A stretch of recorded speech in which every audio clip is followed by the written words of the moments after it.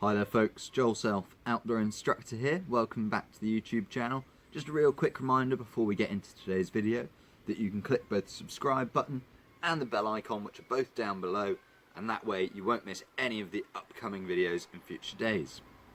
Today's video is going to be all about rope. Now, we're using a climbing rope here, however you can apply this to any rope, any cordage. I suppose you could even coil a large electrical wire like this, although I wouldn't necessarily recommend that. We're going to grab the two ends of our rope and we're going to flake these down so we find the centre of the rope. So running the rope through our hands, get it all flaked down, make sure there's no weird twists, no knots in the middle of your line. If there are, we'll obviously have to deal with those. Once we've found the centre of our rope, I'm going to hold that in one hand, stretch the rope all the way across our body, holding the two strands as if they're one. Pop that behind your head and pull these straight down in front of you.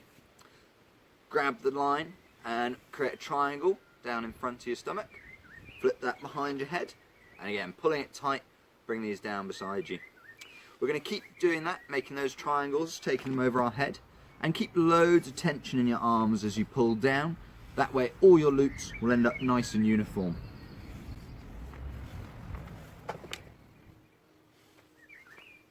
Okay, so we've made it to the end of our rope. We've got our tails here.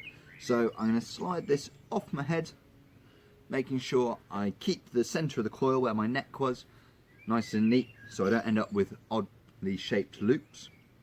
And then I'm going to use my two tails to wrap around the head of the coil. But looking at the amount of rope I've got here, I probably don't have enough to get more than one wrap. So I'm just going to slide off a little bit extra. So I've got a bit more rope to play with now. So I'll take those round, and I'm going to start looping low and work up towards the head of the coil, keeping everything as neat as I possibly can.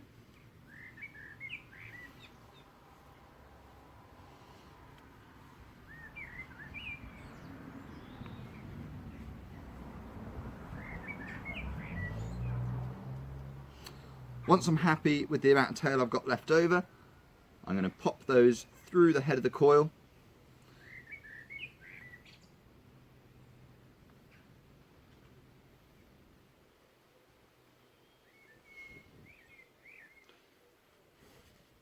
And what I've done there, just to neatly finish these off, is I've pulled them through underneath the last wrap that I did so that they don't fall out the head of the coil. That's our nice neat rope ready to be stowed in a bag. And obviously if you're storing rope for a long time, we don't necessarily recommend that you keep that in a coil because it can lead to your rope being fairly twisty when you next go to use it. But this might work as a short-term storage solution as well. I've been Joel Self, Outdoor Instructor. Thank you very much for watching this video. Goodbye.